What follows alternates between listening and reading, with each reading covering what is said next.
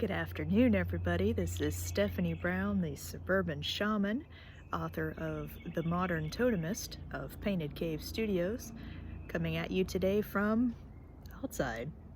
I know, it's beautiful out. Well, so here's the thing.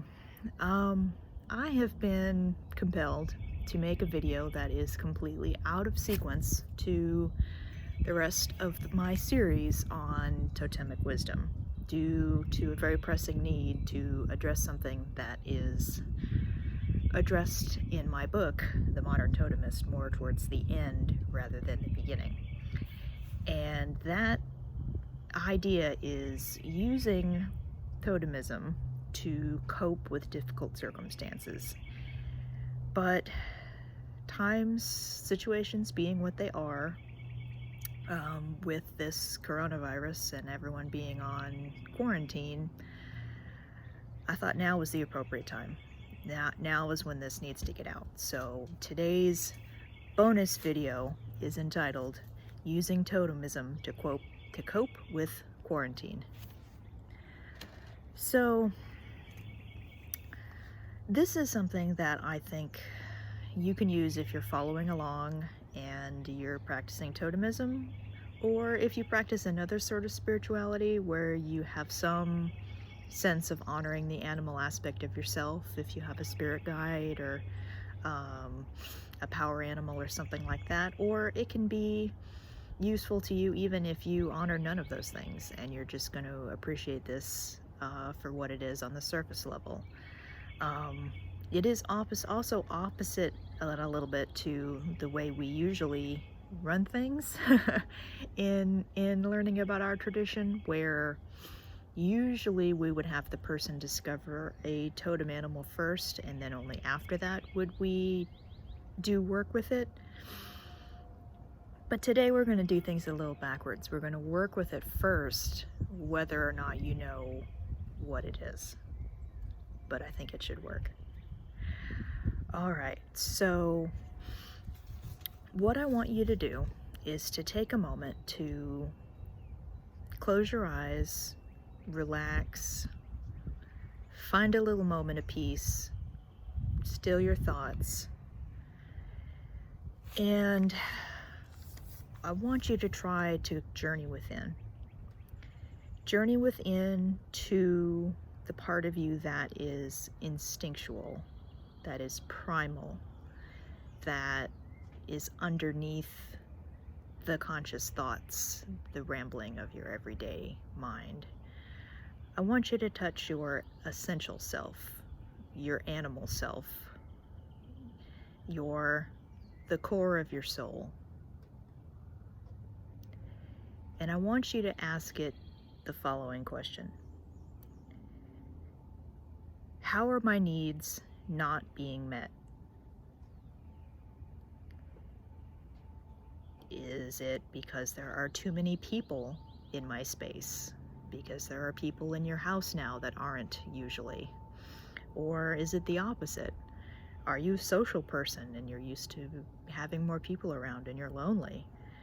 Are you feeling confined, lacking free movement? Are you feeling like you're lacking stimulating or meaningful work or activity now? Are you lacking new stimuli and new situations? Are you feeling fear concerning your resources or your ability to control your resources? Are you feeling an urge to eat uncontrollably or to not eat at all? Are you feeling like you're lacking goals or direction from external sources?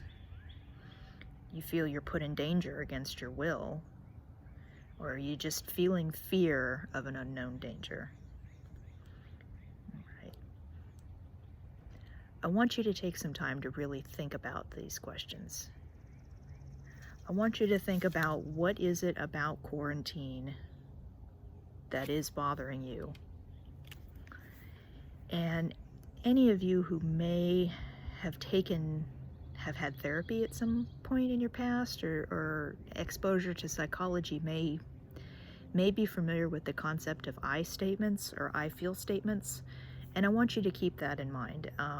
If you answered your question of, well, my problem with quarantine is people are dying and it's scary, I want you to apply that. What does that mean to me? You know, that means I feel afraid. I feel things are out of my control. I feel things are happening that are out of my hands. That sort of thing. Apply it to yourself. And then I want you to prioritize everything that comes to mind.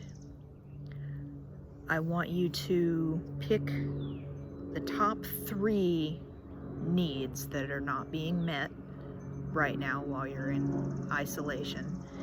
And then I want you to rank them from the most bothersome to second and third place. And if this is something you'd like to take a couple minutes, hours, days to think about, and you want to stop the video and come back, that may be a good idea.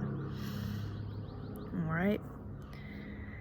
So once you're back, and once you have your 3 prioritized unmet needs, I want you to recognize that according to our tradition of modern totemism, we believe that what you have just touched within yourself is your essential self, also known as your soul, also known as your totems, which are the face of your soul.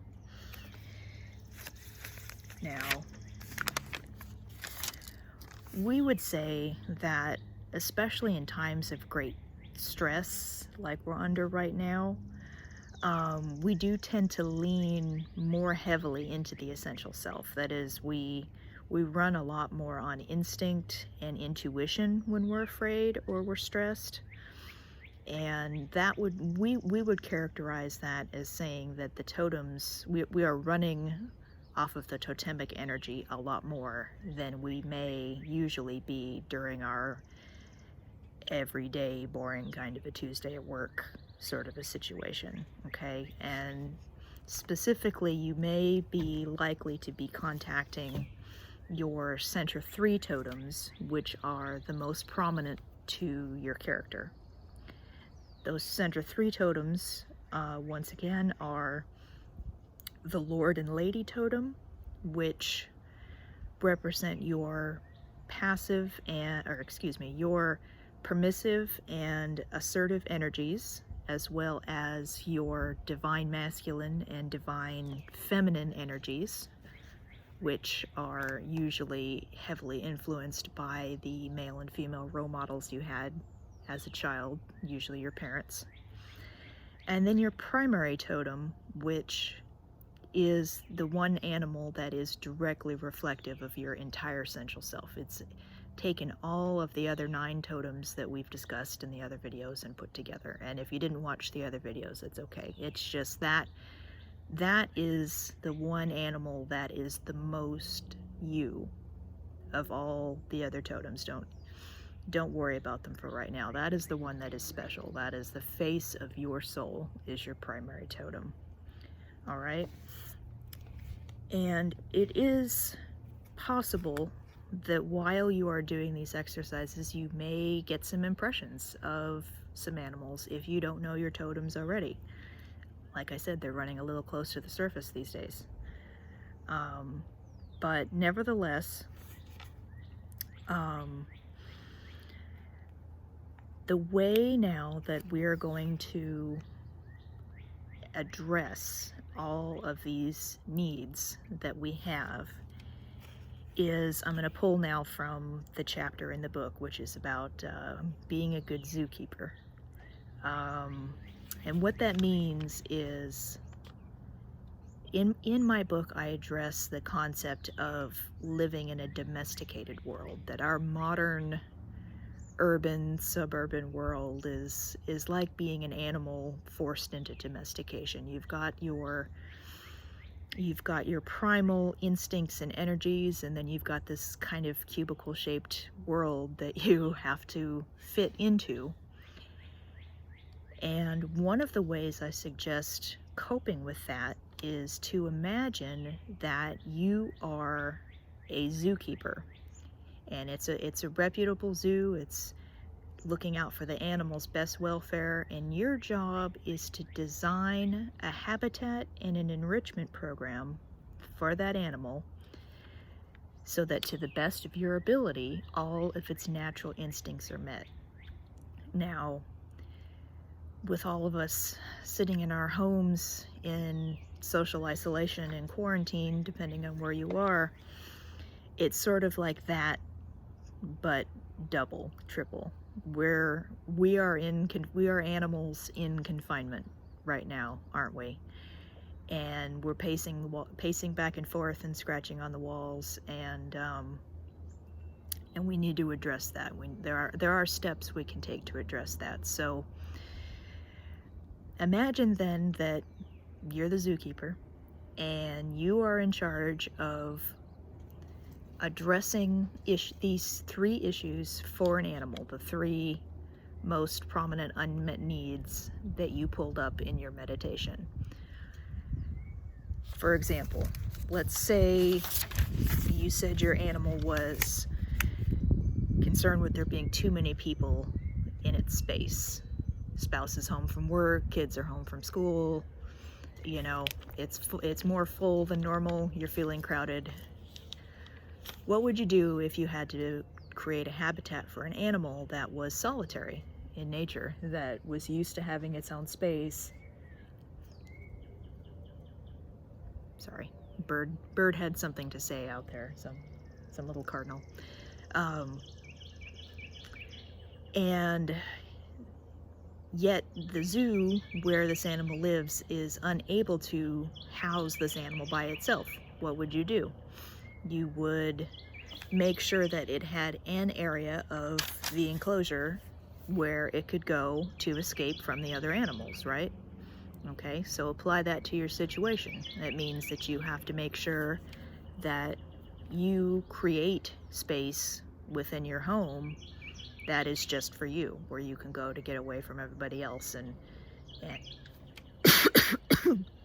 excuse me, it's just pollen. Let's say the animal that you're taking care of has the opposite problem. It is lonely. It is a social animal, and it wants social interaction, and it can't have it. Well, a good solution to that may be having yourself embrace more online social interactions, and ones that involve video chat where you can see faces and hear voices in real time, and have some conversations, or just to increase the number of phone calls you have with friends and family at least, or to set up even some visits with some close friends where you sit in the front yard 6 feet apart from each other and have a conversation. Is it going to be perfect in any of these scenarios? No, but just like with a zookeeper, you're unable to replicate the wild for your animal. You're unable to replicate the exact circumstances under which it naturally lives.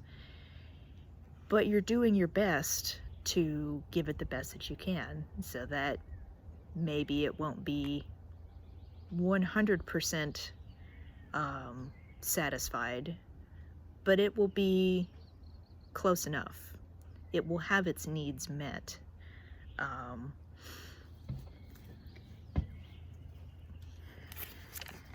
me check my notes here. For example, my biggest problem is I am very resistant to some outside force controlling my movements. And anyone who knows me may say that doesn't make a lot of sense, because I am very much a homebody. I work from home. I don't leave the house very often.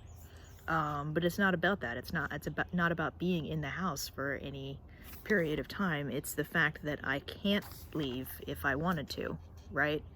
It's just the idea of that that's making me feel suffocated. And my primary totem is a jaguar, and panthers may be very much like that. They may not stray very far from their own little territory on any given day, but if you put them in an enclosure in a zoo and they're not born into it, they will pace back and forth all day long because they feel confined. That's just the way their mind is wired.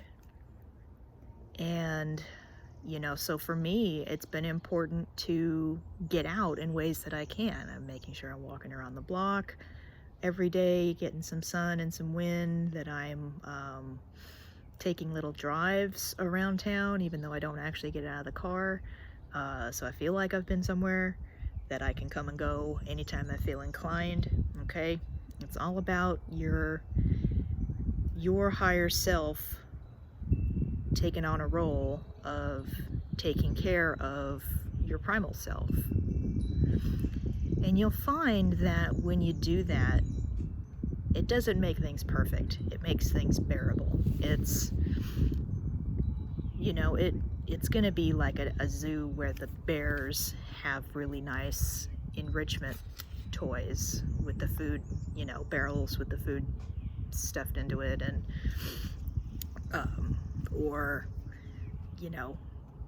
monkeys that have to open up some sort of little puzzle to get to their food. It is designed to support mental health, and that is what I want you to keep in mind with this. I want you to support your own mental health by being your own benevolent zookeeper, okay? Right. And if you happen to have one or more of your totems decide to show itself, if you don't know them already, that may well just be a bonus. And of course, if you already know your totems, you'll help you get to know them a little bit better. This kind of activity is valuable even under normal circumstances, so it's doubly so now in these interesting and trying times. So I wish you all good luck. I wish you all peace. I wish you all health. And I think that's where I'm going to leave it. All right, thank you very much, and remember to always be kind, and I'll see y'all next time. Thank you.